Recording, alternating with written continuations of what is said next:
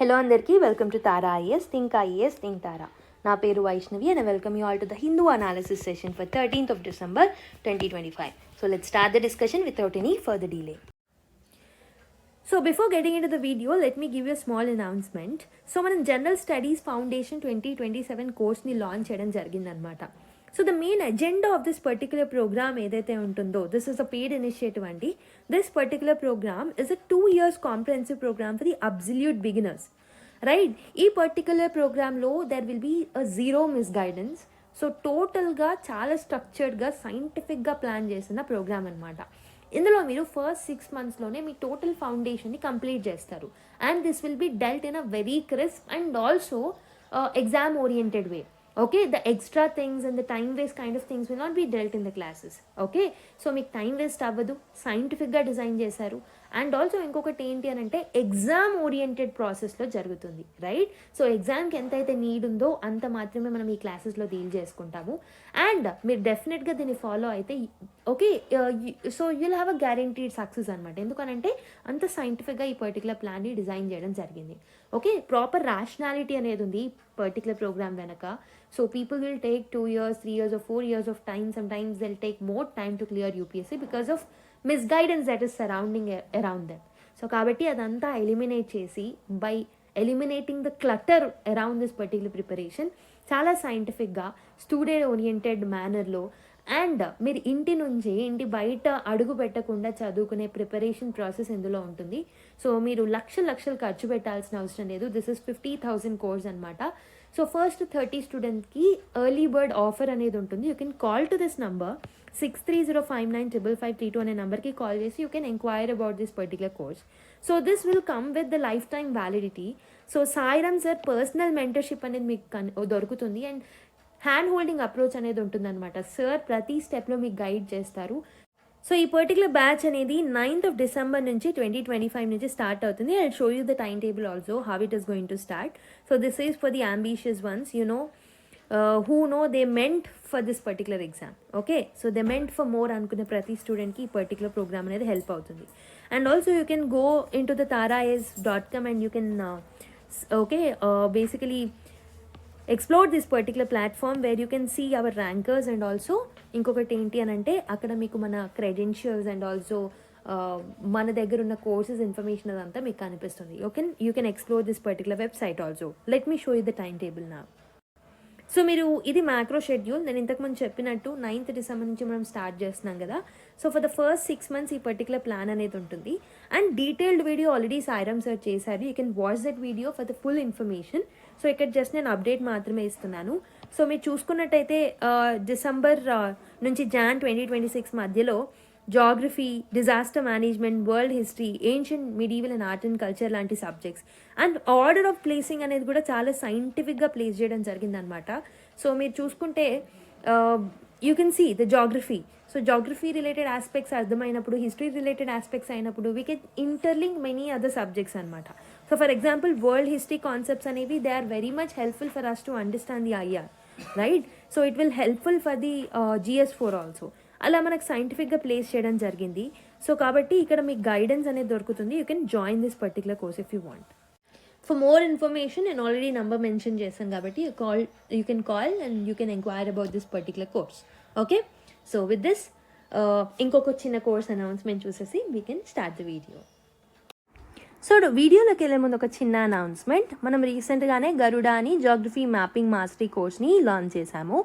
So this particular course covers physical, political, environment and current affairs based mapping course అనమాట ఇది.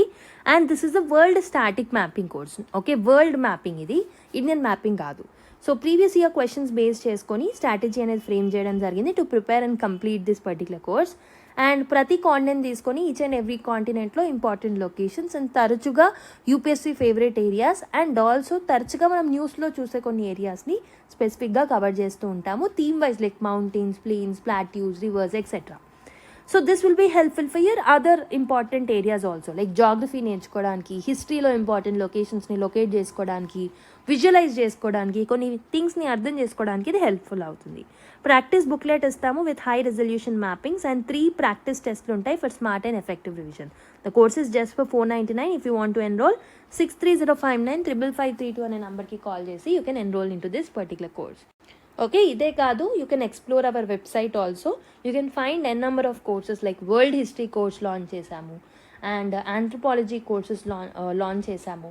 And other than that TGPSC related courses ఉన్నాయి, EPPSC related courses ఉన్నాయి. And రీసెంట్గా free initiative start చేశాము. So Venkat sir has started the economy course in the YouTube for free. So kindly subscribe to our channel, right? So and also Sairam sir మధ్య మధ్యలో world history classes upload చేస్తారు. Daily బేసిస్లో anthropology answer writing కోర్సెస్ని upload చేస్తున్నారు. సో మీరు ఒక్కసారి మా ఛానల్ని సబ్స్క్రైబ్ చేసుకోండి అండ్ మా వెబ్సైట్ని ఎక్స్ప్లోర్ చేయండి, మా యాప్ని ఎక్స్ప్లోర్ చేయండి. Definitely you will find something which is useful to you. Okay, so let's start the video without any further delay. So first article చూద్దాము. సో నేను ఈరోజు ఫస్ట్ ఆర్టికల్ని ఫస్ట్ పేజ్ నుంచి పిక్ చేసుకున్నాను. So retail inflation moves up marginally to 0.7% in November అని చెప్పేసి first article రావడం జరిగింది. So ఈ particular news is talking about something called as an economic concept that is retail inflation in India. అంటే ఏంటి? So retail inflation tells us how much the prices of daily use items have increased or decreased. So food కానివ్వండి, fuel కానివ్వండి, clothes కానివ్వండి, house rent కానివ్వండి, ఇలా daily use items ఏవైతే ఉంటాయో, so retail లెవెల్లో, not at the wholesale level but the retail లెవెల్లో ఇలాంటి ఐటమ్స్ యొక్క కాస్ట్ ఎంత పెరిగింది అనేదే ఇన్ఫ్లేషన్ అనమాట. సో రీటైల్ ఇన్ఫ్లేషన్ అనేది పెరిగిందనమాట 0.7% in November, right? So inflation ఎలా మెజర్ చేస్తాము? Will measure it through the help of the CPI, consumer price index. So అదే హోల్సేల్ లెవెల్లో అయితే సో డబ్ల్యూపిఐతో మనము మెజర్ చేయడం జరుగుతుందన్నమాట. సో అయితే నవంబర్లో ఏమైంది, అక్టోబర్ 2025లో ఏమైంది అని అంటే ఇన్ఫ్లేషన్ వాజ్ ఎక్స్ట్రీమ్లీ లో. అక్టోబర్లోనేమో 2025లో 0.25% మాత్రమే ఇన్ఫ్లేషన్ ఉండింది. బట్ నౌ అక్టోబర్తో కంపేర్ చేసినప్పుడు నవంబర్లో so it is 0.7%. Just remember the trend, you don't need to remember the numbers. In fact 0.7 కూడా this is one of the second lowest inflation rate ever recorded under the current CPI system. మరి is inflation generally rising this year? ఈ year overall చూసుకుంటే inflation పెరుగుతుందా అని అంటే again no, inflation is not generally rising in this year also. So first out of the first 8 months of this particular financial year inflation అనేది it has slowed down అనమాట. 7 months, 8 monthsలో almost 7 monthsలో కూడా so we have seen the slow down of the inflation. అంటే ఏంటి, prices అనేవి under control, most of the ఇయర్లో under control ఉన్నాయని చెప్పొచ్చు అనమాట. సో ఇక్కడ స్లైట్ రైజ్ అనేది కూడా it's not an alarming situation, small upward movement అని చెప్పొచ్చు ఈ పర్టికులర్ మంత్లో. But inflation is still treated to be low. So ఎందుకు ఇన్ఫ్లేషన్ లోగా ఉంది అని అంటే the biggest contributor is because of the food prices. Food prices అనేవి పడిపోతూ ఉన్నాయి. Okay, instead of rising they are falling. Food and beverage prices అనేవి they have contracted by almost 2.8%. అంటే దిస్ మీన్స్ ఫుడ్ అనేది చాలా చీప్గా మారడం వల్ల compare to the last year. So that is showing the effect on the inflation అనమాట. So why did this happen అని అంటే one of the important reasons is base effect. So last year ఏంటి అని అంటే ఫుడ్ ప్రైసెస్ అనేవి చాలా ఎక్కువ ఉన్నవి. సో చాలా ఎక్కువ మార్క్స్తో ఈ ఇయర్ తక్కువ మార్క్స్ని కంపేర్ చేస్తే చాలా తగ్గినట్టు అనిపిస్తుంది కదా. సో సేమ్ వే లాస్ట్ ఇయర్తో కంపేర్ చేసినప్పుడు when there is a higher inflation rate, అప్పటి నుంచి ఇప్పటికి కంపేర్ చేసినప్పుడు so the trends will be lower only. So అలా బేస్ ఎఫెక్ట్ వల్ల కూడా సో ఫుడ్ ప్రైసెస్ అనేవి తగ్గినట్టుగా కనిపిస్తుంది. And in another way if you think vegetables కూడా అండ్ పల్సెస్ కూడా చాలా చీప్గా అయ్యాయి అనమాట. లైక్ పొటాటోస్ కానివ్వండి, అనియన్స్ కానివ్వండి, టొమాటోస్ కానివ్వండి, పల్సెస్ కానివ్వండి, ఇవన్నీ కొంచెం చీపర్ రేట్గా మారాయన్నమాట. ఓకే, సో సిపిఐలో one of the biggest contributors is food అనమాట. కాబట్టి ఫుడ్ ఇన్ఫ్లేషన్ తగ్గింది అని అంటే it will have an overall impact on the CPI also. Okay, but అన్ని ఫుడ్ ఐటమ్స్ చీప్గా మారాయి అని అంటే no, not everything. Edible oils అనేవి కొంచెం ఎక్స్పెన్సివ్గా అయ్యాయి. సో ఎడిబుల్ ఆయిల్స్లో ఇన్ఫ్లేషన్ ఎంత ఉంది అని అంటే 7.9% అనమాట, right? And also mustard oil and coconut oil also were the main things. Okay, still the fall in vegetable prices అనేవి చాలా స్ట్రాంగ్గా ఉన్నాయి కాబట్టి సో ఈ ఇంక్రీజ్ కూడా మనకు పెద్దగా ఏర్పడలేదన్నమాట. మరి ఫ్యూయల్ ప్రైజెస్ పెరిగాయి అనంటే సో ఫ్యూయల్ ఇన్ఫ్లేషన్ అనేది స్లైట్గా ఇంక్రీజ్ అయింది. అక్టోబర్లో 2% ఇంక్రీజ్ అయితే నవంబర్లో 2.3% అనేది ఇంక్రీజ్ అయింది. But increase is also very very small and it is under control అని చెప్పొచ్చు. Okay, so but other categories కూడా ఇందులో ఈ ఆర్టికల్లో మెన్షన్ చేయడం జరిగింది. You don't need to remember like so క్లాత్స్లో ఎంత, ఫుట్వేర్లో ఎంత, ఆ ట్రెండ్స్ అనేవి మనకి అవసరం లేదు. Just remember that retail inflation అనేది స్లైట్గా 0.7కి రీచ్ అవ్వడం జరిగింది compare to the October month. Okay, I hope you have understood this article. Next news article, centre likely to rebrand MG NREGS as Pujya Bapu Grameen Rozgar Yojana అని చెప్పేసి ఒక ఆర్టికల్ రావడం జరిగింది అనమాట. This particular article is related to MG NREGA. So MG NREGA అనేది it is India's one of the most important rural employment స్కీమ్గా మనము పేర్కొనొచ్చు.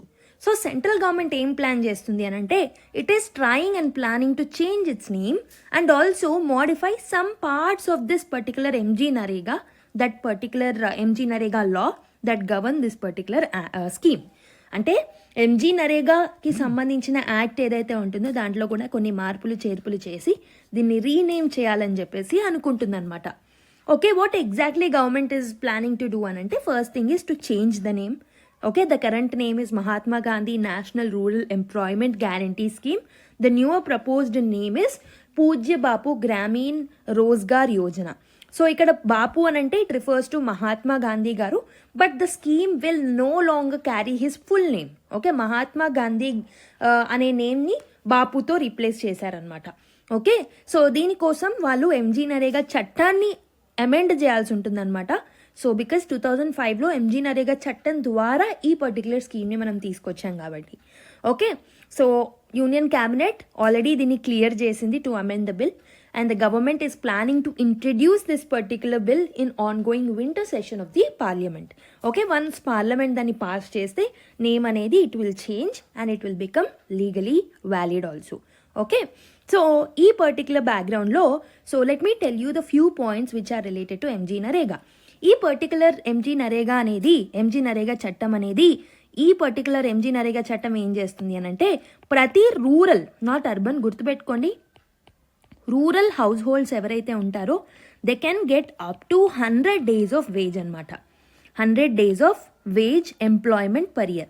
సో వాళ్ళకి ఖచ్చితంగా ఇది లీగల్ రైట్ అనమాట. 100 days of wage employment government వాళ్ళకి ప్రొవైడ్ చేయాలి. అండ్ వర్క్ ఎవరికి ప్రొవైడ్ చేస్తారు?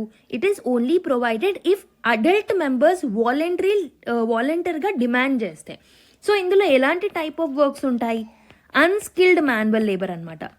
So unskilled manual labour or manual work will be provided and this is why this is called as employment guarantee anamata. So it's not just like a welfare program but it is like a employment guarantee scheme. Currently indulo 100 days per household undi kada, so they are proposing to change it to 125 days and not 100 days. This means more employment security ఇవ్వాలనుకుంటున్నారు rural హౌస్ హోల్డ్స్కి, especially distress ఇయర్స్లో, లేకపోతే droughts వచ్చినప్పుడు, లేకపోతే ఏదైనా disasters వచ్చినప్పుడు, agriculture seasons ప్రాపర్గా పర్ఫామ్ చేయనప్పుడు, అలాంటి సంవత్సరాలలో ఈ ఇంక్రీజ్ ఇన్ నంబర్ అనేది వాళ్ళకి హెల్ప్ చేస్తుంది కాబట్టి సో అలా తీసుకురావాలనుకున్నారనమాట. Okay, so over the last 5 years చూసుకుంటే the average employment per household is 50 days only. అంటే 100 days ఉండాల్సింది ఓన్లీ 50 days మాత్రమే ఉండింది. ఇది రియాలిటీ. ఓకే, సో ప్రపోజ్ చేసిన 100 ప్రాపర్గా ఇంప్లిమెంట్ చేయట్లేదు. లైక్ హౌ 125కి ఇంక్రీజ్ చేస్తే అది ఇంప్లిమెంట్ అవుతుంది అనేది so we need to wait and watch. Okay, so even though 100 days are guaranteed but many households are not getting at least the 50 days అని చెప్పొచ్చు. Okay, so 2022లో అందుకే government ఒక review కమిటీని ఏర్పాటు చేసింది which is headed by Amarjeet Sinha. So this particular person is a former rural development secretary అనమాట.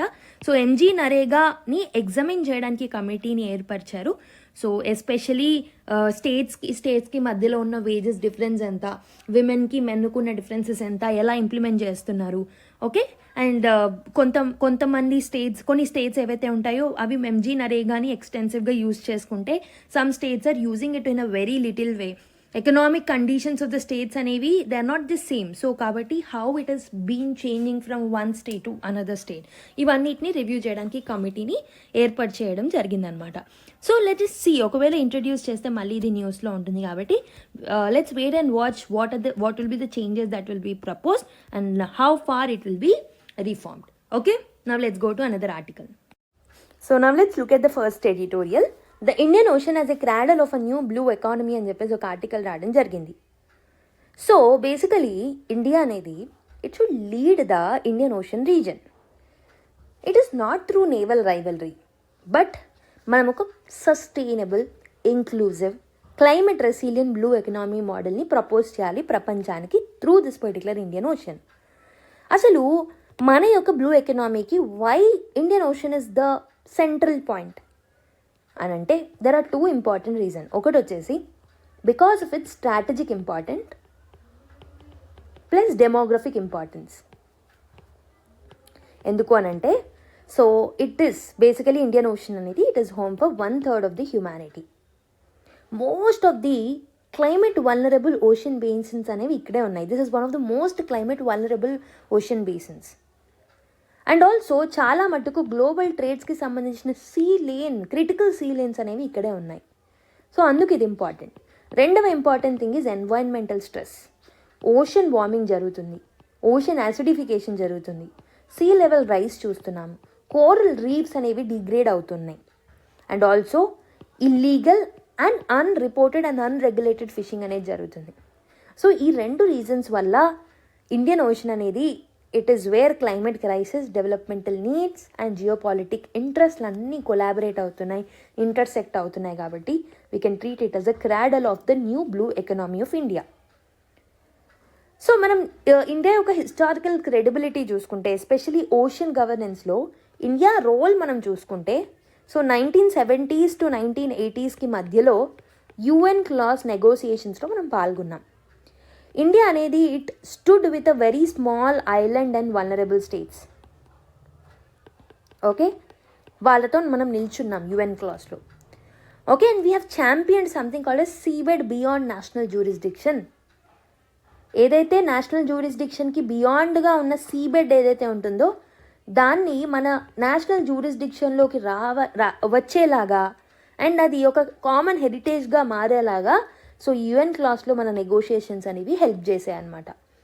కాబట్టి ఈ యుఎన్ క్లాస్లో ఉన్న మన నెగోషియేషన్స్ ఏవైతే ఉన్నాయో this shows the leadership of India. This can show the south కంట్రీస్తో మనము ఎలా కొలాబరేట్ అవుతాం ముందు నుంచని. అండ్ ఆల్సో ఇండియా అనేది ఓషనిక్ గవర్నెన్స్లోనే కాకుండా ఎప్పుడు గ్లోబల్ గవర్నెన్స్లో ఈక్విటీ బేస్డ్ మోడల్ మీద ఎలా ఫోకస్ చేస్తుందో ఇక్కడ నుంచి మనం చూడొచ్చు. అండ్ 1950s మనం చూసుకుంటే ఎస్పెషలీ నెహ్రూ గారు ఏమన్నారు, our future security and prosperity are closely linked with the oceans అన్నారు. అంటే మన యొక్క ఫ్యూచర్ సెక్యూరిటీ కానివ్వండి లేదా ఫ్యూచర్లో వచ్చే ప్రాస్పరిటీ కానివ్వండి, ఇవి 2 ఓషన్స్కి రిలేట్ అయ్యి ఉంటాయి అని చెప్పేసి నెహ్రూ గారు అప్పట్లోనే అన్నారు. ఓకే, కాబట్టి India was thinking way ahead అప్పటి నుంచే with respect to ocean governance, right? మరి what is the shift needed today? Earlier ఏంటి అని అంటే మనము యుఎన్ క్లాస్లో రూల్స్ అండ్ రెగ్యులేషన్స్ రాయడానికి India played a very greater role. But now India అనేది ప్రాక్టీస్ని కూడా షేప్ చేయాలి. సో రూల్స్ని మాత్రమే కాదు, లెటర్ మీద ఉన్న థింగ్సే కాదు, so spirit of the things or రూల్స్ని ప్రాక్టీస్లోకి పెట్టడంలో కూడా ఇండియా అనేది హెల్ప్ చేయాలి. ఇక్కడున్న కాంపిటీషన్ని కోఆపరేషన్ వైపు అడుగులు పెట్టేలాగా India need to cooperate.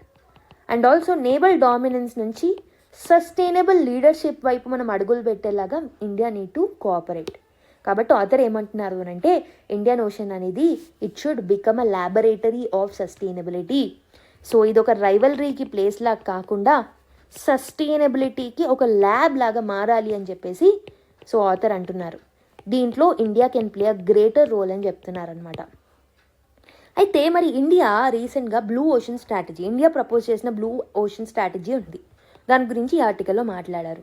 So ఈ బ్లూ ఓషన్ స్ట్రాటజీ ఏదైతే ఉంటుందో దీంట్లో 3 పిల్లర్స్ అనేవి ఉన్నాయి. ఒకటి వచ్చేసి stewardship of the Commons. Stewardship of the Commons అంటే ఏంటి? ఇండియన్ ఓషన్ అనేది ఒక షేర్డ్ స్పేస్ అనమాట. ఓకే, సో దీన్ని కంటెస్ట్ చేయకూడదు, మనమందరం కలిసి దీన్ని వాడుకోవాలి. సో మనము ఈకోసిస్టమ్ యొక్క రీస్టోరేషన్ మీద ఫోకస్ చేయాలి, ఇక్కడున్న బయోడైవర్సిటీని ప్రొటెక్ట్ చేయడానికి ఫోకస్ చేయాలి, అండ్ సస్టైనబుల్ ఫిషరీస్ని డెవలప్ చేయాలని చెప్పేసి మనము ఫస్ట్ పాయింట్ ఇవ్వడం జరిగిందనమాట. Okay, so this should be treated as a global common. రెండవ ఇంపార్టెంట్ స్టెప్ ఏం చెప్పింది అని అంటే రెసిలియన్స్ అనేది ఉండాలి. ఓషన్ బేస్డ్ డిజాస్టర్స్ అనేవి పెరుగుతున్నాయి. And also India can lead by creating a regional resilience and ocean innovation హబ్ని మేము తీసుకొస్తామన్నట్టు ఇండియా అనేది చెప్పింది. ఏమంటున్నాం, regional resilience and ocean innovation హబ్ని ఇండియా లీడ్ చేసే అవకాశాలనే ఉంటాయి. సో ఈ హబ్ని తీసుకురావడం వల్ల ఓషన్ని మనం కంటిన్యూగా అబ్జర్వ్ చేస్తూ ఉంటాం, ఏమైనా డిజాస్టర్స్ వస్తే ఎర్లీ వార్నింగ్ సిస్టమ్స్ని డెవలప్ చేస్తాం, అండ్ క్లైమేట్ అడాప్షన్ టూల్స్ని కూడా డెవలప్ చేస్తాం. అండ్ టెక్నాలజీ ట్రాన్స్ఫర్, సో మన ఇండియా నుంచి స్మాల్ ఐలాండ్ డెవలపింగ్ స్టేట్స్కి టెక్నాలజీ కూడా ట్రాన్స్ఫర్ చేస్తామన్నమాట, ఎస్పెషలీ ఆఫ్రికాలో ఉన్న కోస్టల్ నేషన్స్కి, అలాంటి నేషన్స్కి. Okay, this is the second pillar of this particular blue economy, ఈ particular BOS. And third important thing ఏంటి అని అంటే inclusive growth. Blue economy sectors ఏవైతే ఉన్నాయో, లైక్ గ్రీన్ షిప్పింగ్ కానివ్వండి, సస్టైనబుల్ ఆక్వాకల్చర్ కానివ్వండి, మెరీన్ బయోటెక్నాలజీ కానివ్వండి, ఆఫ్షోర్ రెన్యూవబుల్ ఎనర్జీ కానివ్వండి, దీస్ ఆర్ ఆల్ గ్రోయింగ్. కాబట్టి వీటన్నిటిలో అందరి కంట్రీస్ రోల్ అనేది కోఆర్డినేటెడ్గా ఉండాలి. Okay, so all of them have to grow together, right? So అందుకని మనం ఇంక్లూజివ్ గ్రోత్ మీద మనం ఫోకస్ చేయాలని చెప్పేసి అంటున్నారు. సో ఇలా ఈ 3 పిల్లర్స్ అప్రోచ్ ఇండియా ప్రపోజ్ చేయడం జరిగిందనమాట. And also there is another aspect that is called as finance మ్యాటర్స్ని కూడా మాట్లాడాము. Why this is very important అంటే, ఎర్లియర్ ప్రాబ్లం ఏంటి అని అంటే ఓషన్స్కి చాలా క్లైమేట్ ఫినాన్స్ చాలా తక్కువ వచ్చేవి, మార్జినల్ షేర్ మాత్రమే వచ్చేది. బట్ నౌ గ్లోబల్ మొమెంటం అనేది పెరిగింది ఓషన్ యొక్క ఈకోసిస్టమ్కి సంబంధించి. For example BEFF Monaco 2025, so 25 billion euros investment pipeline దీని ద్వారా తీసుకొచ్చారు. ఫినాన్స్ ఇన్ కామన్ ఓషన్ కోalition ద్వారా ఫినాన్స్ తీసుకొచ్చారు. COP30 ఏదైతే జరిగిందో అక్కడ కూడా ఒక $20 బిలియన్ ప్రపోజ్ చేశారు ఫర్ వన్ ఓషన్ పార్ట్నర్షిప్. ఇలా ఓషన్కి ఫినాన్స్ కూడా ఈ మధ్యకాలంలో పెరగడం జరుగుతుందన్నమాట. ఓకే, అండ్ ఆథర్ ఒక కీ ప్రపోజల్ చేశారు దట్ ఇండియా అనేది ఇండియన్ ఓషన్ బ్లూ ఫండ్ని తీసుకురావాలి. ఈ ఫండ్ అనేది it should be developed and seeded by India, and also this should be open to developmental banks, private investors and philanthropy agencies ఎవరైతే ఉంటారో వాళ్ళ నుంచి కూడా కాంట్రిబ్యూషన్ ఇందులో ఉండాలి. అండ్ ప్లెడ్జెస్ని ప్రాక్టీసెస్లోకి ఆర్ ప్రాజెక్ట్స్లోకి మార్చడానికి ఫినాన్సెస్ని ప్రాపర్గా మనం అలైన్ చేసుకోవడానికి ఇలాంటి బ్లూ ఫండ్ అనేది హెల్ప్ చేస్తుంది అని చెప్పేసి ఆథర్ సజెస్ట్ చేశారు. Okay, and he also proposed something called as security through sustainability. ట్రెడిషనల్గా మనం ఏం ఆలోచిస్తూ ఉంటాము, మెరీన్ సెక్యూరిటీ అనగానే నేవీస్ కానీ సీలెన్స్ కానీ సో కాన్ఫ్లిక్ట్స్ కానీ గుర్తుకొస్తూ ఉంటాయి. బట్ ఆథర్ ఏమంటున్నారు అని అంటే, సో ట్రూ ఓషన్ ఇన్సెక్యూరిటీ అనేది ఈకోసిస్టమ్ కొలాప్స్ని చేస్తుంది, ఈకోసిస్టమ్ అండ్ క్లైమేట్ డిస్టర్బ్ అవుతుంది. కాబట్టి సో ఈ థ్రెట్స్ అన్నిటిని మనం అధిగమించి వీటిని దాటుకొని మనం ఆలోచించాలి. కోరల్ రీఫ్ లాస్ మీద మనం ఫోకస్ చేయాలి, స్టార్మ్స్ సర్జ్ అవుతున్నాయి, డిజాస్టర్స్ పెరుగుతున్నాయి, వీటన్నిటి మీద మనం కోఆపరేటివ్గా ఫోకస్ చేయాలి. ఒక సెక్యూరిటీ బేస్డ్ అప్రోచ్ నుంచి ఎకలాజికల్ సెక్యూరిటీ బేస్డ్ అప్రోచ్ వైపు అడుగులు పెట్టాలని చెప్పేసి ఆథర్ అంటున్నారు. ఓకే, సో ఇండియాలో ప్రస్తుతం సాగర్ డాక్ట్రిన్ అనేది ఉంది. దీన్ని మనం 2015లో తీసుకొచ్చాం, security and growth for all in the region అని చెప్పేసి. ఇండియన్ ఓషన్ని ఒక జోన్ ఆఫ్ పీస్గా, జోన్ ఆఫ్ స్టెబిలిటీగా అండ్ ఆల్సో జోన్ ఆఫ్ ప్రాస్పెరిటీగా మనం చూస్తున్నాం ఈ పర్టికులర్ సాగర్ ఇనిషియేటివ్ ద్వారా. దీంట్లో నేవీకి, కోస్ట్ గార్డ్కి కూడా చాలా పెద్ద రోల్ ఇచ్చాం. సో బియాండ్ డిఫెన్స్ వాళ్ళు డొమైన్ అవేర్నెస్ మీద, డిజాస్టర్ రెస్పాన్స్ మీద, ఈకోసిస్టమ్ మానిటరింగ్ మీద కూడా ఫోకస్ చేస్తున్నారు. కాబట్టి ఇక్కడ సెక్యూరిటీ యాంగిల్ మాత్రమే కాదు, we're intermixing it with the developmental angle and also we're intermixing it with the environmental angle, right? All of this are growing together, right? So key developments like UNOC 3 outcomes కానివ్వండి, COP30 commitments కానివ్వండి, ఇవన్నీ ప్రాపర్గా జరుగుతున్నాయి. కాబట్టి India ఈ ఆపర్చునిటీని use చేసుకోవాలి. So we need to leverage this opportunity and we need to become a leader of it, right? So Indira Gandhi గారు ఏమన్నారు, we do not want to ఇంపవరిష్ the environment any more than our people అని చెప్పేసి 1972లోనే తను అనడం జరిగింది. కాబట్టి ఇక్కడ తను అండర్లై చేసిన ప్రిన్సిపల్స్ ఏంటి అని అంటే ఇంటర్ జనరేషనల్ జస్టిస్ జరగాలి, ఎన్వైరన్మెంట్కి సస్టైనబిలిటీ మీద ఫోకస్ చేయాలి, ఈక్విటీ మీద ఫోకస్ చేయాలి అన్నారు. సో కాబట్టి ఇండియా అనేది అప్పుడైనా ఇప్పుడైనా we need to become a leader for the sustainable development, right? I hope you have understood this article. Now let's go to another one. Next article, a critical story that a chunk of media missed అని చెప్పేసి కరణ్ థాపర్ గారు is a television anchor. He wrote this particular article. So ఈ particular article surface లెవెల్లో it just looks like an article on GDP data, IMF criticism and article on media failure అనిపించవచ్చు. But ఇక్కడ deeper లెవెల్లో చూసుకుంటే this particular article is speaking about 3 serious issues. One important issue is about reliability of India's GDP data, right? And రెండవ important thing ఏంటి అని అంటే structural weakness ఏముంది, informal ఎకనామీని measure చేయడంలో ఇండియాలో ఉన్న స్ట్రక్చరల్ వీక్నెస్ ఏముంది. And also third important thing that this person is speaking about is failure of the media, failure of media to question the power and to inform the citizens.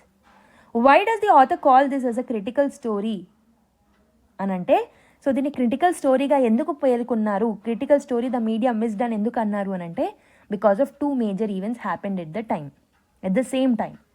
ఒకటి వచ్చేసి India has reported 8.2% GDP for the growth in Q2.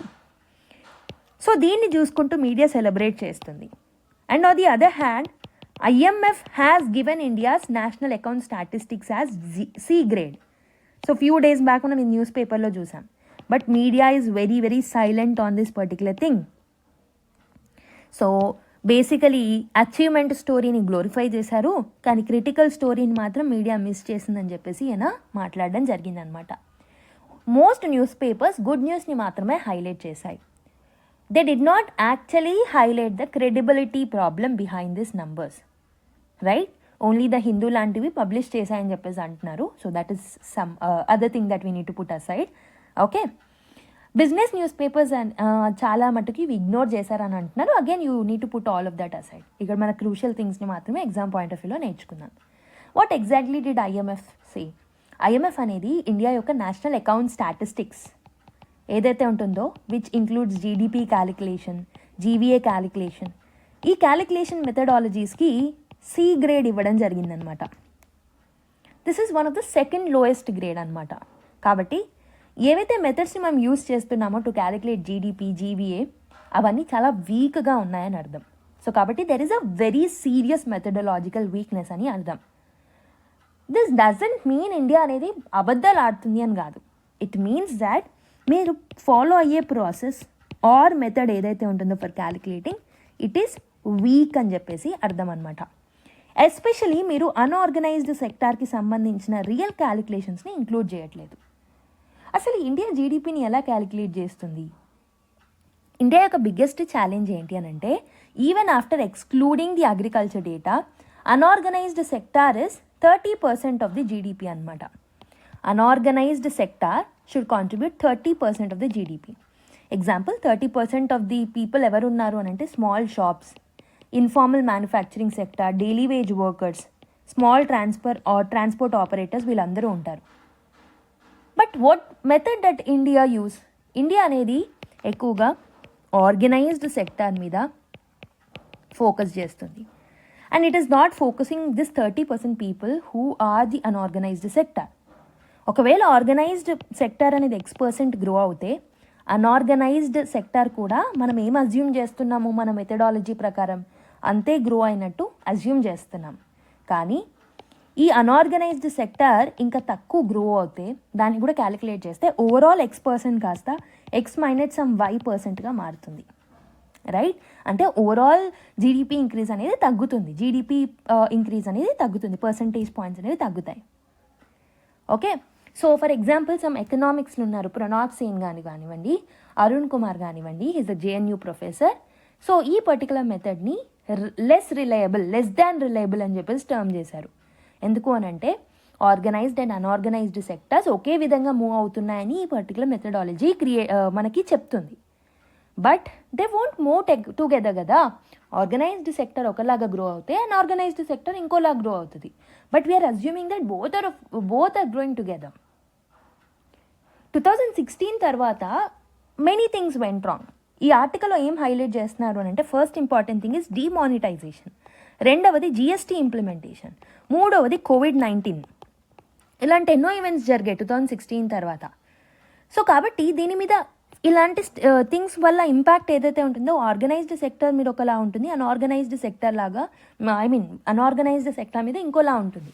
Organised sector expand అవ్వచ్చు GST వల్ల, unorganised sector contract అవ్వచ్చు, organised sector formalise అవ్వచ్చు, unorganised sector Covid వల్ల లైవ్లీహుడ్స్ని loose అవ్వచ్చు, organised sector credit యాక్సెసిబిలిటీని పొందొచ్చు, but unorganised sector దగ్గర ఉన్న క్యాష్ అనేది స్టావ్ అవ్వచ్చు.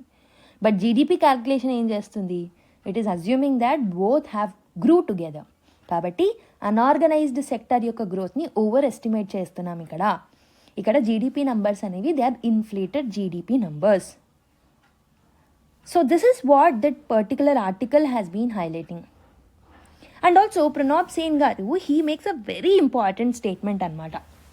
So we simply don't have quarterly data for most things. చాలా థింగ్స్కి, చాలా సెక్టార్స్కి క్వార్టర్లీ డేటా అనేది మిస్సింగ్ అనమాట. క్వార్టర్లీ డేటా అనేది లేనప్పుడు, క్వార్టర్లీ జీడిపి అనేది జీడిపి క్యాలిక్యులేషన్ ఏం చేస్తాయి? జస్ట్ క్వార్టర్లీ డేటా లేనప్పుడు క్వార్టర్లీ జీడిపిని క్యాలిక్యులేట్ చేసినప్పుడు just most of the times will do the assumptions, లేదా పాస్ట్లో ఉన్న ట్రెండ్స్ని కన్సిడర్ చేస్తూ ఉంటాం. కాబట్టి వీటన్నిటిని కన్సిడరేషన్తోనే మనము జీడిపి క్యాల్కులేట్ చేయడం వల్ల రిలయబుల్ రిజల్ట్ అనేది రాదు. క్వార్టర్లీ ఎస్టిమేట్స్ ఆఫ్ జీడిపి అనేవి జస్ట్ గెస్సెస్ మాత్రమే అని మనం తీసుకోవచ్చు.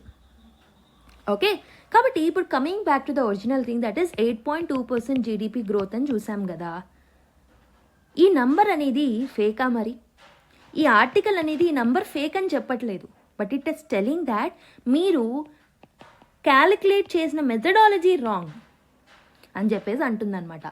అండ్ డేటా క్వాలిటీ అనేది చాలా వీక్ ఉంది అని చెప్తుంది. ఓకే, సో కాబట్టి the media's mistake is they are celebrating the number but they are ignoring the methodological fragility. Media అంటే ఎవరు? Media is a fourth pillar of democracy అని అంటాం. Their duty is to inform the citizen. Awareness create చేయడం అనేది it's the media's duty. But business newspapers కూడా ఈ particular ట్రెండ్స్ని, methodology మీద ఆర్టికల్స్ రాయలేదని చెప్పేసి ఆయన కన్సర్న్ చూపిస్తున్నారు. Can this problem be fixed soon? So government ministry of statistics and programme implementation ద్వారా జీడిపి బేసియన్ని అప్గ్రేడ్ చేయాలనుకుంటుంది అండ్ మెథడాలజీని రివైజ్ చేయాలనుకుంటుంది. న్యూ సిరీస్ని త్వరలో తీసుకురావాలనుకుంటుంది. But we need to think on like ఈ పర్టికులర్ న్యూ మెథడాలజీ తీసుకురావడం వల్ల అన్ఆర్గనైజ్డ్ సెక్టర్ ఎస్టిమేషన్ని ఓవర్గా చేయకుండా, ఇన్ఫ్లేటెడ్ గ్రోత్ని చూపెట్టకుండా, సో డిఫరెంట్ ట్రెండ్స్ని చూపిస్తాయా లేదా అనేది we need to think upon. Pranab Sen గారు ఏమంటున్నారంటే I don't think we can అని చెప్పేసి అంటున్నారు, but let's see. Okay, so yeah, that was about this particular article. I hope you have understood the area of concern. జీడిపిలో ఉన్న loopholes ఏంటనేది మీకు అర్థమైందని అనుకుంటున్నా. Okay, next article. This is also an article from editorial page అనమాట. FTAs for a start, support for exporters is a must for sustained gains from trade pacts అని చెప్పేసి ఈ ఆర్టికల్ వచ్చిందనమాట. అసలు ఈ ఆర్టికల్ దేని గురించి మ్యామ్ అని మీరు నన్ను అడిగితే, ఈ ఎడిటోరియల్ అనేది ఒక ఇంపార్టెంట్ ఇష్యూ గురించి మాట్లాడుతుంది. సో ఆ ఇంపార్టెంట్ కోర్ థింగే ఫ్రీ ట్రేడ్ అగ్రిమెంట్స్ అనమాట. And this editorial is telling that free trade అగ్రిమెంట్స్ని సైన్ చేసుకోవడం అనేది it is the only first step. Okay, if India does not support, తన ఎక్స్పోర్టర్స్ని సపోర్ట్ చేయకపోతే FTAs అనేవి బెనిఫిట్స్ని తీసుకురావు. FTAస్తో పాటు ఎక్స్పోర్టర్స్ని ఇండియా సపోర్ట్ చేయాలి, గవర్నమెంట్ సపోర్ట్ చేయాలని చెప్పేసి ఈ ఆర్టికల్ మాట్లాడుతుంది. సో ఈ ఆర్టికల్ అనేది FTAస్కి అగేన్స్ట్గా రాయలేదు, but it is warning that FTAస్తో పాటు FTA యొక్క సక్సెస్ని మనం అచీవ్ చేయాలి అని అంటే, సో బేసికలీ దాన్ని ఎలా టర్న్ అరౌండ్ చేసుకుంటుంది ఇండియా అనేది మ్యాటర్స్ అనమాట. Okay, so how many FTAs does India have? According to WTO, India దగ్గర ఆల్మోస్ట్ 20 FTA అగ్రిమెంట్స్ అనేవి ఉన్నాయి. And this number does not include UK FTA which was actually signed in July. Okay, and also EFTA, European union free trade agreement కూడా దీంట్లో involve అయ్యలేదు. మిగతావి 20 ఉన్నాయన్నమాట. So ఇది October నుంచి it will be effective. And also India is also negotiating with USA, right? European union, Canada and south African customs union ఇలా different కంట్రీస్తో negotiate చేస్తుంది to come up with the free trade agreements, right? But Indian exporters ఎవరైతే ఉన్నారో, so మనం ఒకవైపు ఎఫ్టీఎస్ని మనము sign చేసుకోవడానికి ప్రయత్నిస్తున్నాం, కానీ Indian exporters they are facing almost 50% tariff in many countries. So India wants FTAs quickly, ఈ ట్రేడ్ బ్యారియర్స్ని తగ్గించాలని చెప్పేసి. So what about RCEP? So కొన్ని రిపోర్ట్స్ ఏం సజెస్ట్ చేస్తున్నాయనంటే ఆర్సీఈపీ అనే ఈ పర్టికులర్ ప్లాట్ఫామ్ ఏదైతే ఉంటుందో, మనం 2019లో ఎగ్జిట్ అయిపోయాం కదా, మళ్ళీ రీజాయిన్ అయ్యే అవకాశాలు ఉన్నాయి అని చెప్పేసి అంటున్నారు. బట్ ది ఆర్టికల్ ఏం క్లారిఫై చేస్తుంది అని అంటే India is not agreeing to rejoin. So it most India అనేది కన్సల్టేటివ్ ఛానల్స్ని ఓపెన్ చేస్తుందేమో కానీ దాంట్లో రీజాయిన్ అయ్యే అవకాశాలు అయితే కనిపించట్లేదని ఎడిటోరియల్లో చెప్పడం జరిగిందనమాట. బట్ ఇక్కడ ఒరిజినల్ కన్సర్న్ ఏంటి అని అంటే చాలా మట్టుకు ఇండియన్ ఫార్మర్స్ ఎవరైతే ఉన్నారో వాళ్ళు నష్టపోతున్నారు. Okay, and also cheap imports కూడా పెరిగిపోతున్నాయి. ఇండియాలో వచ్చే ఇంపోర్ట్స్ ఏవైతే ఉన్నాయో కూడా అవి చాలా చీప్గా ఉంటున్నాయి and they are flooding India. So these are also the major concerns that we need to address అని చెప్పి ఆథర్ అంటున్నారు. And now comes the key argument of the article, that is trade diversification is not just about FTAs. అంటే US లాంటి markets మీద or else Russia లాంటి markets మీద సోల్గా depend అవ్వకుండా ట్రేడ్ డైవర్సిఫికేషన్ చేసుకోవాలని మనం మాట్లాడుతూ ఉంటాం ఎప్పుడు. మరి ట్రేడ్ డైవర్సిఫై చేయడానికి FTA is one of the options అని మాట్లాడుతూ ఉంటాం. బట్ ఇక్కడ ఆథర్ ఏం చెప్తున్నారు, ట్రేడ్ డైవర్సిఫికేషన్కి ఎఫ్టీఏ అనేది it's not just only FTA. అంటే ఎఫ్టీఏ తీసుకొచ్చినంత మాత్రాన ఓన్లీ దీంతో పని అవ్వదు, దీంతో పాటు కొన్ని ఇంపార్టెంట్ స్టెప్స్ని కూడా తీసుకురావాలి. So trade diversification will demand more అని చెప్పేసి అంటున్నారు. సో ఎఫ్టీఎస్ అనేవి they doesn't automatically make India competitive.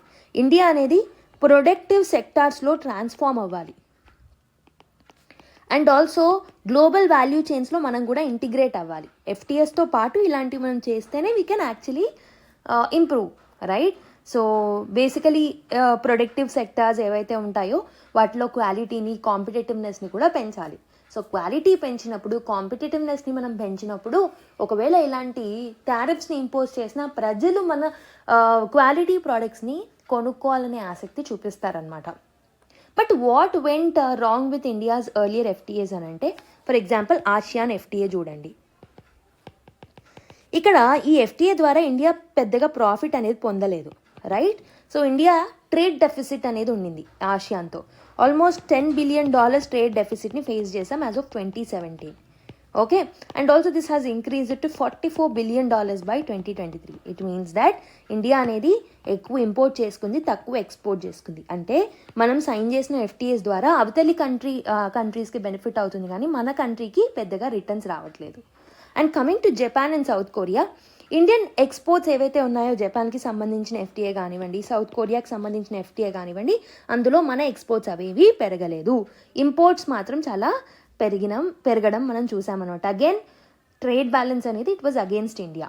అసలు ఎందుకు ఇలా అయ్యింది అనంటే ఈ ఆర్టికల్లో ఏం చెప్తున్నారు అనంటే, so there are some structural reasons and some policy reasons behind this. First important reason ఏంటి అనంటే నాన్ టారిఫ్ బ్యారియర్స్ ఏవైతే ఉన్నాయో వాటిని ఇగ్నోర్ చేశాం.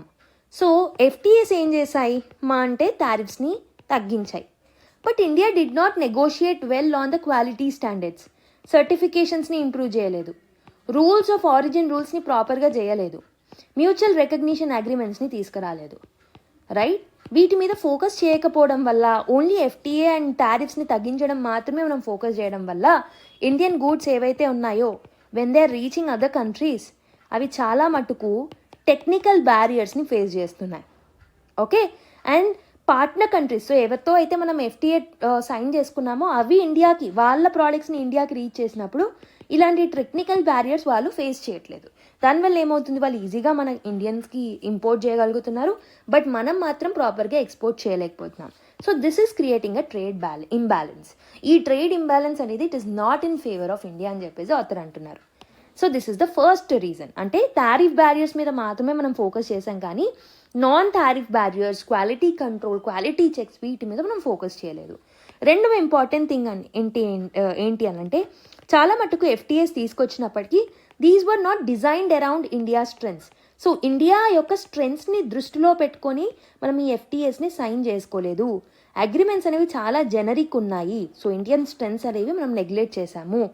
So basically Indian MSMEs,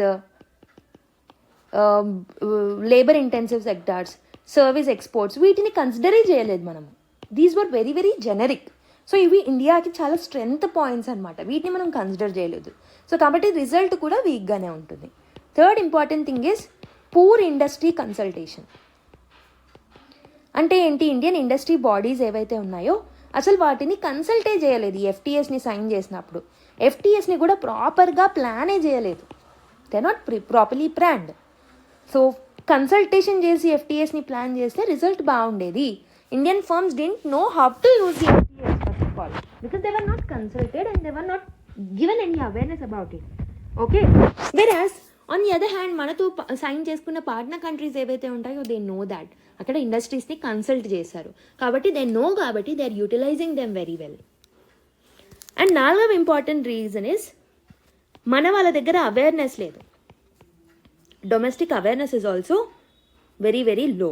so government did not popularise the FTAs. FTAs అంటే ఏంటో ఇండస్ట్రియలిస్ట్కి తెలియట్లేదు. We did not train exporters. Export చేసే వాళ్ళని కూడా ప్రాపర్గా మనం ట్రైన్ చేయట్లేదు. మార్కెట్ ఇంటెలిజెన్స్ని కూడా వాళ్ళకి ప్రొవైడ్ చేయట్లేదు. సో కాబట్టి ఎఫ్టీఎస్ అనేవి జస్ట్ పేపర్ మీద మాత్రమే ఉన్నాయి. They are not on the practice. కానీ with the course of time కొన్ని థింగ్స్ అనేవి చేంజ్ అయ్యాయి. ఏం చేంజ్ అయ్యాయి అని అంటే కొన్ని మనం లెర్నింగ్ ఫేజ్లో ఉన్నప్పుడు India has reviewed the FTAs. ASEAN కంట్రీస్తో మనం ఎఫ్టీఎస్ని రివ్యూ చేసుకున్నాం, జపాన్తో, సౌత్ కొరియాతో అండ్ మిగతా కంట్రీస్తో రివ్యూ చేసుకున్న తర్వాత మనం కొన్ని థింగ్స్ని లెర్న్ చేశాము. అంటే న్యూ జనరేషన్ ఎఫ్టీఎస్ అంటే ఇక ముందు తీసుకొచ్చే ఎఫ్టీఎస్లో ఈ లెర్నింగ్ లెసన్స్ని మనం ఇంప్లిమెంట్ చేసుకొని బెటర్గా వాటిని నెగోషియేట్ చేస్తే బాగుంటుంది అని నేర్చుకున్నాం. For example India and UAE తీసుకొచ్చిన comprehensive economic partnership agreement, that is CEPA. Non oil trade అనేది almost it has reached $100 billion in financial year 2025 with respect to UAE. కాబట్టి ఇక్కడ మనం ఎక్కువగా బెటర్ డిజైన్ మీద ఫోకస్ చేసాము, ఇండియా యొక్క స్ట్రెంగ్స్తో అలైన్ అయ్యాము అండ్ ఇంప్లిమెంటేషన్ కూడా చాలా ప్రాపర్గా వచ్చిందనమాట. కాబట్టి what lessons must India apply నా యుఎస్ఏతో ఎఫ్టీఎస్ సైన్ చేసినా లేదా మిగతా కంట్రీస్తో మనము ఎఫ్టీఎస్ని సైన్ చేసినా ఇండియా అనేది ఫస్ట్ మన ఇండస్ట్రీస్తో కన్సల్ట్ అవ్వాలి. For example services sector, sea food sector, engineering goods, textiles, వీళ్ళందరినీ కన్సల్ట్ అవ్వాలి. ఈ నెగోషియేషన్స్ అనేవి గ్రౌండ్ రియాలిటీస్ని రిఫ్లెక్ట్ చేయాలి and sector specific needs, strengths, weaknesses వీటన్నిటిని అనలైజ్ చేసిన తర్వాతనే ఎఫ్టీఎస్ని తీసుకురావాలి. అండ్ ఆల్సో యూరోపియన్ యూనియన్తో మనం చూసుకుంటే so there is a bigger problem that is CBAM, carbon border adjustment mechanism. So కాబట్టి ఇండియా దీని గురించి కూడా నెగోషియేట్ చేయాలి. ఇండియా అనేది must protect iron and steel industry, cement industry and carbon intensive sectors.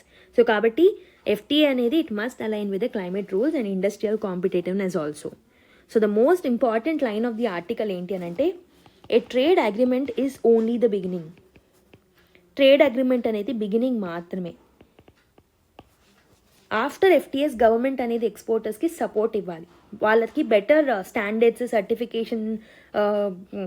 Certification క్రైటీరియాస్ని provide చేయడం and also వాళ్ళకి ఫేవరబుల్గా world class ఇన్ఫ్రాస్ట్రక్చర్ని provide చేయడం, టెక్నాలజీని అప్గ్రేడ్ చేయడం, మార్కెట్ ఇంటెలిజెన్స్ని ప్రొవైడ్ చేయడం, వాళ్ళ ఇన్పుట్స్ తీసుకోవడం, లాజిస్టిక్ సపోర్ట్ ఇవ్వడం, కంప్లైంట్ సపోర్ట్ ఇవ్వడం, ఇవన్నీ చేస్తేనే ఎఫ్టీఎస్ అనేవి సక్సెస్ అవుతాయి. ఎఫ్టీఎస్ అనేవి మనకి ఫేవరబుల్గా మారుతాయి.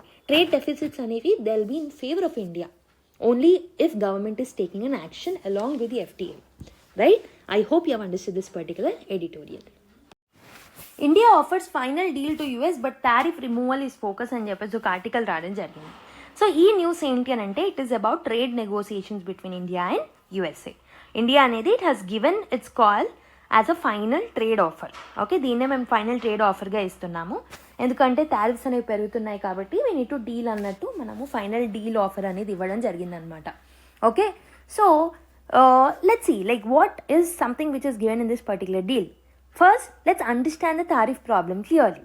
సో టారిఫ్స్ ఏవైతే ఉన్నాయో US అనేది 50% టారిఫ్స్ని ఇండియా యొక్క ఎక్స్పోర్ట్స్ మీద ఇంపోజ్ చేయడం జరిగింది. మనం చూసాము ఆల్రెడీ. 25% ఏమో రెసిప్రోకల్ టారిఫ్ లాగా, ఓకే, అండ్ 25% ఏమో పెనాలిటీ టారిఫ్ లాగా. అంటే మనం రష్యన్ ఆయిల్ని పర్చేజ్ చేస్తున్నామని, ఈ రష్యన్ ఆయిల్ అనేది వార్ని స్పాన్సర్ చేస్తుంది అని ఒక ఉద్దేశంతో మేము మీద 25% టారిఫ్స్ని వేస్తున్నామని పెనాల్టీ వేయడం జరిగిందనమాట. ఓకే, సో ఇలా 50% టారిఫ్స్ని మన మీద ఇంపోజ్ చేశారు.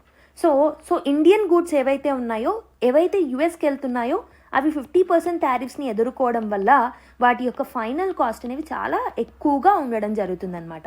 సో దానివల్ల ఇవి ఎక్స్పెన్సివ్గా మారుతున్నాయి and they'll become less competitive. That is creating a problem for our exporters. So why is the 25% Russian oil tariff అనేది బిగ్ ఇష్యూ అని అంటే, ఇండియన్ ఎక్స్పోర్టర్స్ ఎవరైతే ఉన్నారో they have told the government that ఈ 25% టారిఫ్స్ని మేము మేనేజ్ చేయగలుగుతాం. Because globally చాలా కంట్రీస్ కూడా they face tariffs. Okay, so చాలా కంట్రీస్ కూడా they impose tariff around 19 to 20% టారిఫ్స్ని ఇంపోజ్ చేస్తూ ఉంటాయి. బట్ 50% టారిఫ్స్ అనేది చాలా డ్యామేజింగ్గా ఉంది మాకు. సో 15% టారిఫ్స్ వేయడం వల్ల ఇండియన్ ప్రోడక్ట్స్ చాలా చాలా కాస్ట్లీగా వెళ్ళిపోతున్నాయి, ఆర్డర్స్ అనేవి తగ్గిపోతున్నాయి, ప్రాఫిట్స్ అనేవి కూడా మార్జిన్ రావట్లేదు. సో కాబట్టి ఇండియా యొక్క టాప్ ప్రయారిటీ ఏంటి అని అంటే 25% టారిఫ్ ఏదైతే రష్యన్ ఆయిల్కి సంబంధించి లింక్ ఉందో దాన్ని తగ్గించడం అనేది మన ప్రయారిటీ అనమాట. ఈ 25% ఉండనివ్వండి, బట్ ఈ నెక్స్ట్ 25%ని మాత్రం తగ్గించే ప్రయత్నం చేయండి అన్నట్టు వీళ్ళు అన్నారనమాట. So what deal has India offered to US now అని అంటే, ఇండియా అనేది తన యొక్క ప్రపోజల్ని ఫైనల్ డ్రాఫ్ట్ని రివైజ్ చేయడం జరిగింది. మరి ఈ పర్టికులర్ డ్రాఫ్ట్లో ఇండియా ఏం చెప్పింది అని అంటే, so India has said it will immediately remove import tariffs on several US products like tree nuts, almonds కానివ్వండి, వాల్నట్స్ కానివ్వండి, మీరు ఏదైతే మా కంట్రీకి ఇంపోర్ట్ చేస్తున్నారో వాటి మీద మేము ట్యాక్సెస్ వేయం.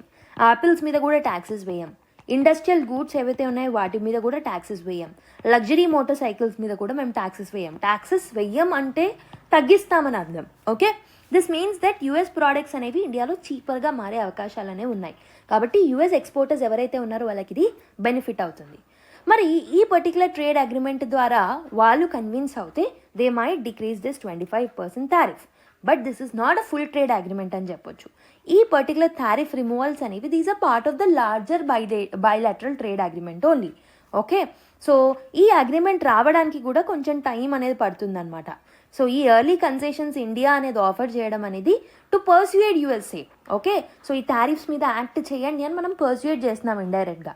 సో రిటర్న్లో మనకి 25% టారిఫ్ రిమూవల్ కావాలని కోరుతున్నాం, with especially which are related to Russian oil imports. Okay, I hope you have understand. This is not a final offer. Let's see, ఒకవేళ ఫైనల్ ప్రపోజల్ వస్తే నిజంగానే యూఎస్ ఏమైనా కన్సెషన్స్ ఇస్తుందా అనేది చూద్దాం. ఓకే, నా let's go to another article. Centre increases minimum support price for copra అని చెప్పేసి ఒక ఆర్టికల్ రాయడం జరిగింది.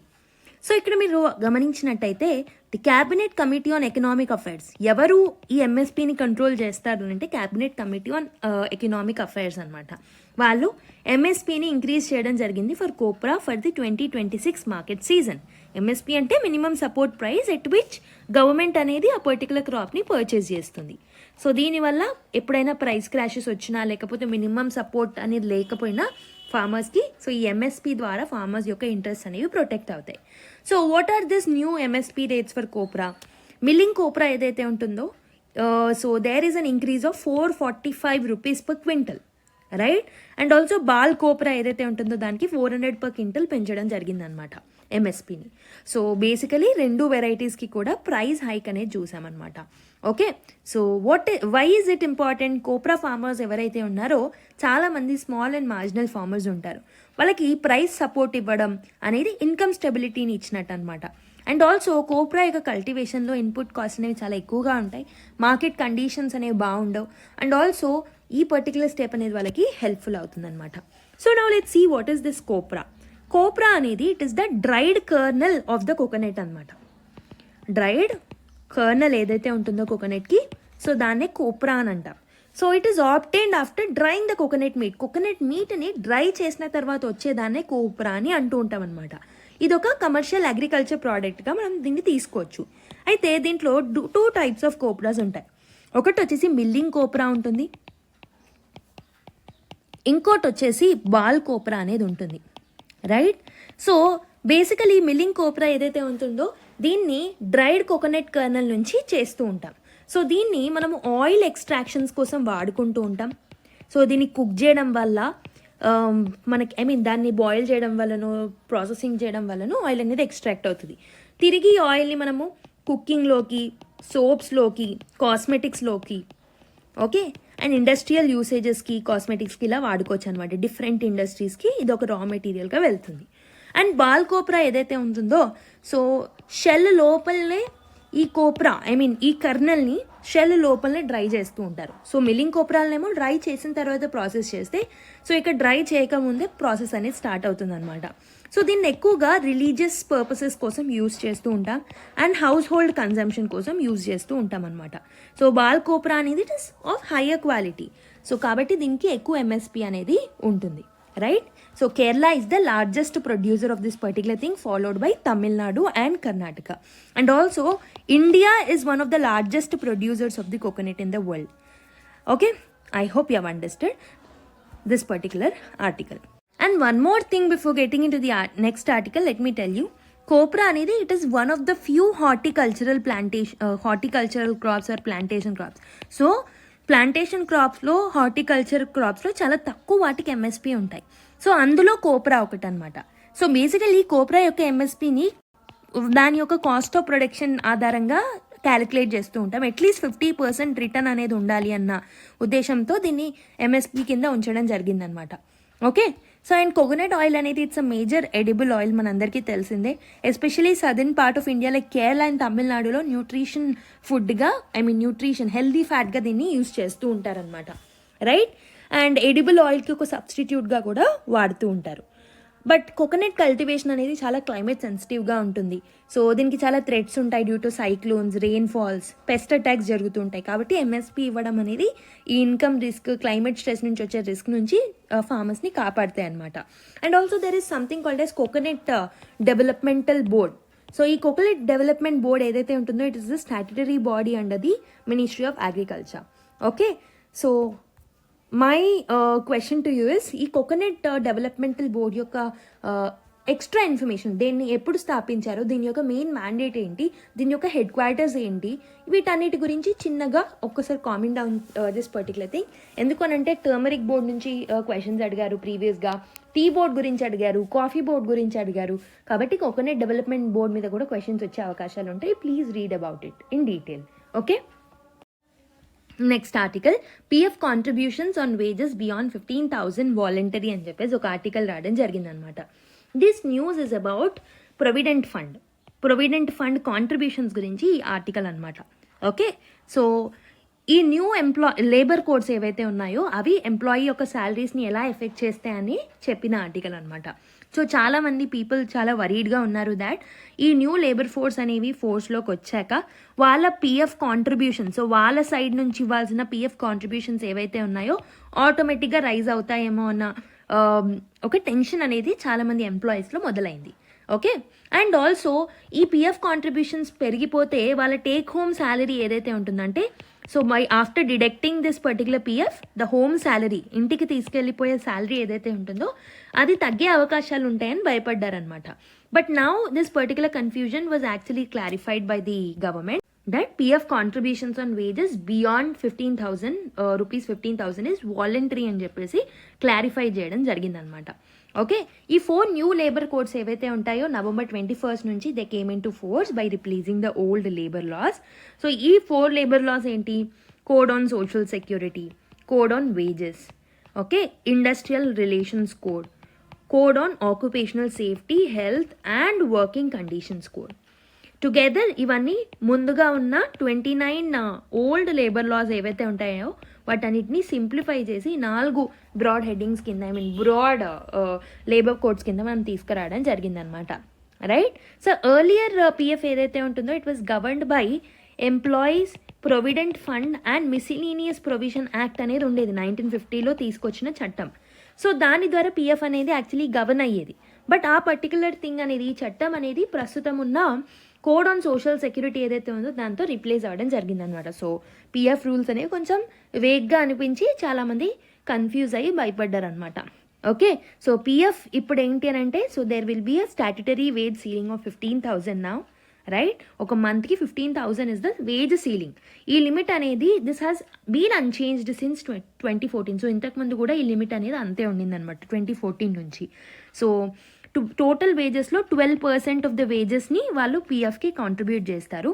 బట్ 12% అనేది 15,000 కన్నా ఎక్కువ ఉందనుకోండి, that should be voluntary. But 15,000 is the cap అనమాట. So that is the clarification that is given by the government. Okay, I hope you understand this article. Next article, UNEA adopts India's proposal on wildfire management అని చెప్పేసి ఒక article రావడం జరిగింది. So ఇక్కడ మీరు చూసుకున్నట్టయితే India's push for a stronger global system to manage and prevent wild fires. So wild fires ని prevent చేయడానికి ఇండియా ఒక ఇంపార్టెంట్ స్టెప్ని ప్రపోజ్ చేయడం జరిగిందనమాట. So this proposal was related to early warning mechanism. So ఒక early warning సిస్టమ్కి సంబంధించిన proposal అనేది ఇవ్వడం జరిగిందనమాట. సో దాన్ని రీసెంట్గా యునైటెడ్ నేషన్ ఎన్వైరన్మెంటల్ అసెంబ్లీ 7 నైరోబీలో ఏదైతే జరిగిందో అక్కడ సో యాక్సెప్ట్ చేయడం జరిగింది as per the environmental minister. Okay, so India's resolution has titled strengthening the global management of wild fires. Strengthening the global management of wild fires అనే ఈ ప్రపోజల్ని accept చేయడం జరిగిందనమాట. Okay, so ఈ పర్టికులర్ ప్రపోజల్ ద్వారా reactive approach నుంచి proactive approach వైపు మనం అడుగులు పెట్టాలి, ఎస్పెషలీ వైల్డ్ ఫైర్స్ ప్రివెన్షన్లో అని చెప్పేసి అనడం జరిగిందనమాట. Okay, so India called the cascading ecological, economic and social impacts of today's fire అనే ఒక ఇంపార్టెంట్ ప్రపోజల్ని ఇలా ఈ పర్టికులర్ నేమ్తో దాన్ని అడ్రస్ చేయడం జరిగింది. It's a very small update, but try to remember ఈ పర్టికులర్ ఇనిషియేటివ్ అనేది initiated by whom or actually propose by whom అన్నట్టు క్వశ్చన్స్ అడుగుతూ ఉంటారు కాబట్టి try to remember this particular thing. Okay, Bhagwat Shah unveil the statue of Savarkar in Andaman అని చెప్పేసి ఒక article రావడం జరిగింది. సో ఆర్ఎస్ఎస్ చీఫ్ అయిన Mohan Bhagwat and union minister Amit Shah గారు ఫ్రైడే రోజు they have unveiled the statue of Vinayak Damodar Savarkar in the Andaman and Nicobar islands. Okay, so all of them have attended an event of Dr. B.R. Ambedkar Institute of Technology in Sri Vijayapuram where a song on Savarkar were released. So ikkada Savarkar gurinchi news lo undi kabatti what I want to you people to learn is, so personalities in news history lo చాలా important kabatti Vinayak Damodar Savarkar గారి గురించి ఇక్కడ రాయడం జరిగింది కాబట్టి please learn about historical importance of this particular personality, right? ఆయన ఏమైనా books రాశారా, సో ఆయన యొక్క ఇంపార్టెన్స్ ఏంటి, what is his role in the freedom struggle, వీటన్నిటి గురించి ఇన్ఫర్మేషన్ని కలెక్ట్ చేసుకొని ఒక దగ్గర రాసి పెట్టుకోండి. Okay, that will be important for the exam point of view. So the event took place to mark the 116 years of Savarkar poem titled Sagara Pran Thalmala. Remember, who road సాగర PRAN తాళమాల అని అంటే సావర్కర్ గారు రాశారు. So అది రాసి 116 years అయింది అనమాట. So if you translate it into English, my soul is in torment అనమాట.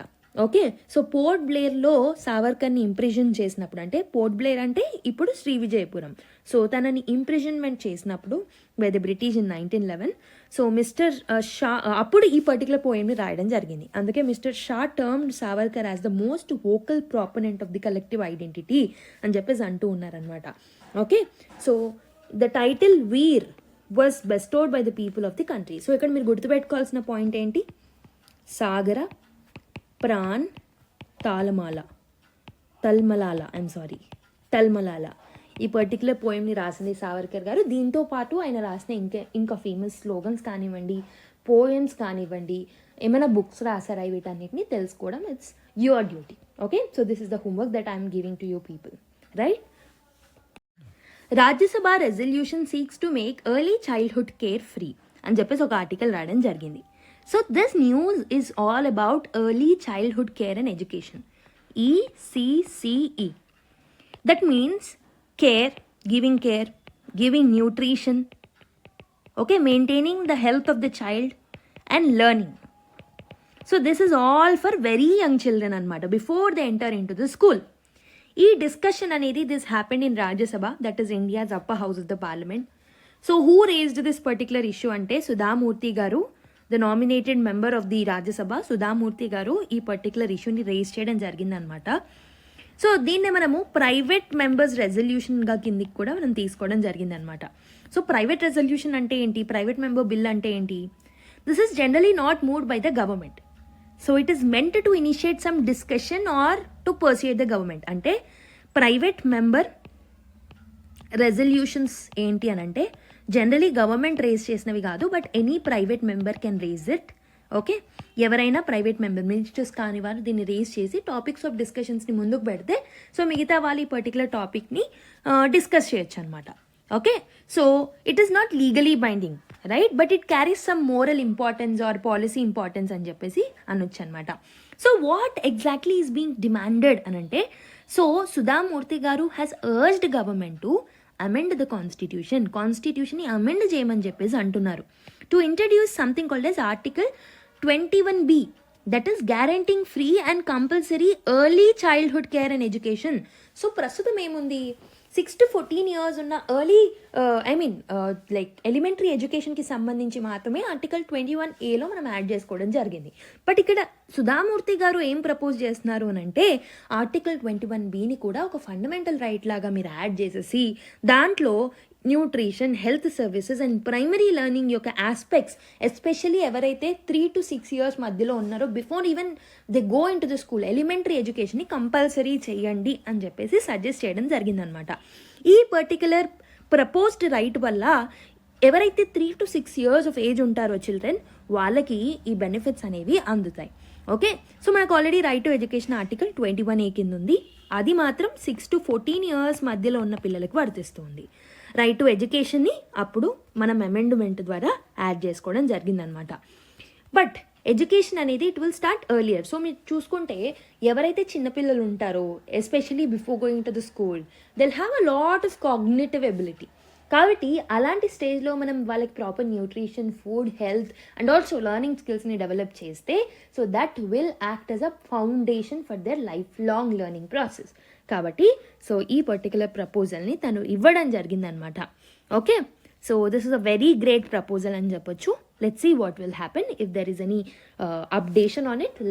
Will see in the next classes whenever it appears in the news again. Okay, now let us look at another article. So framework to fight fake news made strong, says minister. Okay, so what is this particular news all about? So this news is about fake news and deep fakes anamata. Especially ఏవైతే టీవీలు, news పేపర్స్లు, digital మీడియాలో fake news spread అవుతున్నాయో దాని గురించి ఈ article అనమాట. So union government ఏం చెప్తుంది అని అంటే, it is saying that it has already made the system. Okay, ఏం సిస్టమ్ని చేశారంట, to deal with this particular fake news and false information. So this is the statement that was made in the parliament in the Rajya Sabha by Ashwini Vaishnav గారు, so the minister of information and broadcasting. అసలు ఈ question ఎందుకు rise అయింది అని అంటే, ఒక Trinamool Congress MP Mohammed నదీముల్ Haq గారు, he Hess asked the questions like he wanted to know what the government is doing to control the fake news and misleading information ఏదైతే ఉంటుందో దాన్ని కంట్రోల్ చేయడానికి ఏం గవర్నమెంట్ స్టెప్స్ తీసుకుంటుంది, and AI generated deep fakes ఏవైతే ఉంటాయో వాటిని control చేయడానికి గవర్నమెంట్ ఎలాంటి స్టెప్స్ తీసుకుంది అని క్వశ్చన్ చేసినప్పుడు, సో బేసికలీ ఇవన్నీ చాలా dangerous, it will create panic in people, ఎలక్షన్స్ని, డెమోక్రసీని ఎఫెక్ట్ చేస్తాయి, they'll mislead the people and disturb the public order. కాబట్టి సో ఏం చర్యలు తీసుకున్నారు అని క్వశ్చన్ చేసినప్పుడు ఇలా అశ్విని వైష్ణవ్ గారు ఆన్సర్ చేశారనమాట. So the minister clearly stated that freedom of speech ఏదైతే ఉంటుందో మనకు తెలుసు, it is protected under article 19 Clause 1 Clause A of the constitution. కాబట్టి గవర్నమెంట్ దీన్ని రికగ్నైజ్ చేస్తుంది. But at the same time fake news and deep fakes అనేవి increase అవుతున్నాయి, మన డెమోక్రసీని మీరు అన్నట్టు నిజంగానే హార్మ్ చేస్తున్నాయి అండ్ ఈవెన్ లా అండ్ ఆర్డర్ని. సో గవర్నమెంట్ అనేది ఫ్రీ స్పీచ్ని అండ్ ఫేక్ న్యూస్ ఇలాంటి వాటిని, మిస్లీడింగ్ ఇన్ఫర్మేషన్ని బ్యాలెన్స్ చేయడానికి, సో వాటిని కంట్రోల్ చేసినప్పుడు ఒక్కొక్కసారి ఫ్రీ స్పీచ్ అనేది డిస్టర్బ్ అవుతుంది. కాబట్టి వాటి రెండింటిని బ్యాలెన్స్ చేయడానికి ప్రయత్నిస్తుంది విత్ రెస్పాన్సిబుల్ రెగ్యులేషన్ అని చెప్పేసి చెప్పడం జరిగిందనమాట. మరి ఫేక్ న్యూస్ని ఎలా కంట్రోల్ చేస్తారు? Okay, so the minister said that the broad legal and institutional framework అనేది ఆల్రెడీ ఎగ్జిస్టెన్స్లో ఉంది. అంటే దానికి సంబంధించి చట్టాలు ఉన్నాయి, దానికి సంబంధించి ఇన్స్టిట్యూషన్స్ ఉన్నాయి, అండ్ ఆల్సో డిఫరెంట్ మీడియాకి డిఫరెంట్ టైప్ ఆఫ్ రూల్స్ని కూడా ఫ్రేమ్ చేసేసామని చెప్పేసి అంటున్నారు. For example television news channels ఉన్నాయనుకుందాం. So if there are TV channels, so TV ఛానల్స్ని ఎలా గవర్న్ చేస్తాం? కేబుల్ టీవీ నెట్వర్క్ యాక్ట్ అనేది ఉంటుంది. సో ఈ particular cable TV network act ఏదైతే ఉందో దీని ద్వారా దీన్ని రెగ్యులేట్ చేస్తాము. సో ఈ పర్టికులర్ చట్టం ఏం చేస్తుంది అని అంటే, సో టీవీ కంటెంట్ ఏదైతే ఉంటుందో అది ఆబ్సీనిటీని చూపించకుండా, defamation or defamatory comments or derogatory ఇమేజెస్ని చూపించకుండా, మిస్లీడింగ్ కంటెంట్ని ఇవ్వకుండా, ఫాల్స్ కంటెంట్ని ఇవ్వకుండా, డెలిబరేట్గా ఫాల్స్ కంటెంట్ని ఇవ్వకుండా, and also half truth and half knowledge ఉన్న ఇన్ఫర్మేషన్ ఇవ్వకుండా ఆపుతుందన్నమాట. ఒకవేళ ఈ రూల్స్ అనేవి బ్రేక్ చేస్తే 3 టైర్ గ్రీవియన్స్ రెడ్రెసల్ మెకానిజం అనేది ఉంటుంది. దీంట్లో సెల్ఫ్ రెగ్యులేటరీ బాడీస్ ఉంటాయి, గవర్నమెంట్ ఓవర్ సైట్ కూడా ఉంటుంది, and channel level complaint handling కూడా ఉంటుందన్నమాట. అంటే ఫస్ట్ ఛానల్ లెవెల్లో కంప్లైంట్ని హ్యాండిల్ చేస్తారు, ఇక్కడ కాకపోతే సెకండ్ లెవెల్కి అపీల్ చేస్తారు. దీంట్లో సెల్ఫ్ రెగ్యులేటింగ్ బాడీస్ ఉంటాయి, ఇక్కడ నుంచి థర్డ్ లెవెల్లోకి గవర్నమెంట్కి అపీల్ అవుతుందన్నమాట. ఇలా 3 స్టెప్ గ్రీవియన్స్ రెడ్రెసల్ సిస్టమ్ అనేది ఉంది. So this is for the TV channels అనమాట.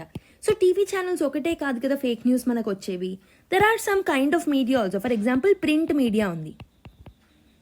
సో ప్రింట్ మీడియాలో news media and non news media కూడా ఉంటాయి, కానీ what is needed for us is mainly news paper media and also the magazines ఏవైతే ఉంటాయో వీటికి సంబంధించి మన దగ్గర. So print media follows something which is called as norms of the journalistic conduct అనమాట. సో జర్నలిస్టిక్ కండక్ట్కి ఒక నార్మ్ అనేది ఉంటుంది, దాన్ని ఫాలో అవ్వాలి. And also press council of India ఏదైతే ఉంటుందో that will regulate these particular things అనమాట. ఓకే, సో ఈ నార్మ్స్ అనేవి సో ఫేక్ న్యూస్ని ప్రపోజ్ చేయకుండా రెస్ట్రిక్ట్ చేస్తారు, అండ్ మిస్లీడింగ్ కంటెంట్ని రిపోర్ట్ చేసే ఫ్రేమ్వర్క్స్ అనేవి దీంట్లో ఉన్నాయన్నమాట. అండ్ పీసీఐ కూడా it will enquiry into if there is any complaint, వాళ్ళు ఎంక్వైరీ చేయడం జరుగుతుంది. అండ్ ఆల్సో ఏమైనా వైలేషన్స్ ఉంటే ఇన్వెస్టిగేట్ చేస్తూ ఉంటుంది పీసీఐ. అండ్ ఆల్సో వార్నింగ్స్ని, అడ్వైజరీస్ని, నోటీసెస్ని ఇస్తూ ఉంటుంది అనమాట. Okay, so this is like a watch dog అని చెప్పొచ్చు. PCI will act like a watch dog.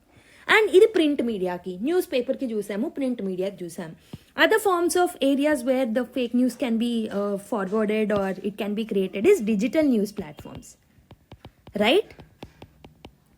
Digital news platforms are ఆన్లైన్లో పబ్లిష్ చేసే కంటెంట్ డెవలపర్స్ ఎవరైతే ఉంటారో వాళ్ళకి సంబంధించి ఎలాంటి రెగ్యులేషన్స్ ఉన్నాయి. Digital news and current affairs publishers ఎవరైతే ఉంటారో వీళ్ళని ఐటీ రూల్స్ ద్వారా గవర్న్ చేయడం జరుగుతుందన్నమాట. 2021 ఐటీ రూల్స్ ద్వారా. Okay, and also they must follow some code of ethics. ఈ కోడ్ ఆఫ్ ఎథిక్స్ అనేవి న్యూస్ వెబ్సైట్స్కి, ఆన్లైన్ పోర్టల్స్కి, డిజిటల్ ఓన్లీ పబ్లిషర్స్కి వీళ్ళందరికీ వర్తిస్తాయి అన్నమాట. So this ecosystem is all important because most fake news and deep fakes అనేవి ఆన్లైన్లోనే ఎక్కువ స్ప్రెడ్ అవుతాయి. అండ్ ఆల్సో ఇవన్నీ కాకుండా మన దగ్గర something called as fact check unit అనేది ఉంది. So government has created a fact check unit under the press information bureau, PIB కింద, right? So what does it do? So ఇదేం చేస్తుంది అని అంటే first thing is it will identify if there is any fake news or ఏదైనా misleading information ఉందా related to government policies అని చెప్పేసి check చేస్తుంది. And also it will issue some clarification if there is a fake news, and fact checking కూడా చేయడం జరుగుతుందన్నమాట. Okay, so కాబట్టి this all together, so ఒకవైపు news paper rules and regulations, and ఇంకోవైపు press council of India, and also వాళ్ళకి some journalistic conduct rules and norms ఉన్నాయి, and also on the other hand IT rules ఉన్నాయి, and also fact check unit ఉంది. ఇవన్నీ కలిపి this will build the trust in the people, and also పీపుల్కి verified ఇన్ఫర్మేషన్ని వెళ్ళేలాగా చూసుకుంటాయి. Okay, so what is the government's broad message అంటే ఏంటంటే, సో త్రూ ద మినిస్టర్ గారు వాళ్ళు ఏం చెప్పాలనుకుంటున్నారు అని అంటే, గవర్నమెంట్ అనేది ఆల్రెడీ ఇన్స్టిట్యూషన్స్ని స్ట్రెంథెన్ చేస్తుంది, and trust is the foundation of the society. కాబట్టి ఫేక్ న్యూస్ని కంబాట్ చేయడం అనేది డెమోక్రసీని ప్రొటెక్ట్ చేయడం, ఇన్ఫార్మ్డ్ సిటిజన్షిప్ని తీసుకురావడం, అండ్ పబ్లిక్ ఆర్డర్ని ప్రొటెక్ట్ చేయడం. కాబట్టి మేము ఆల్రెడీ ఇన్స్టిట్యూషన్స్ని, చట్టాలను, వీటన్నిటిని స్ట్రెంథెన్ చేసే పనిలోనే ఉన్నాం, which helps us in balancing the freedom of speech and expression on one hand, and also fake news and misleading content on other hand అని చెప్పేసి సో వాళ్ళు చెప్పడం జరిగిందనమాట. Okay, I hope you have understood this particular article. With this let me end this particular session. So రేపు మళ్ళీ Monday రోజు మళ్ళీ కలుసుకుందాం. సండే రోజు న్యూస్ పేపర్ మాత్రం స్కిప్ చేయకండి. సో నేను వీడియో చేయను, మీకు తెలిసిందే, మండే టు సాటర్డే మాత్రమే మనం వీడియోస్ పబ్లిష్ చేస్తాము. సో కాబట్టి సండే న్యూస్ పేపర్ని మాత్రం మీరు స్వతహాగా చదవడానికి ప్రయత్నించండి. Okay, so give your feedback to the comment box, and also let's meet in the next class. Until then, take care, bye bye, and keep smiling. All the best.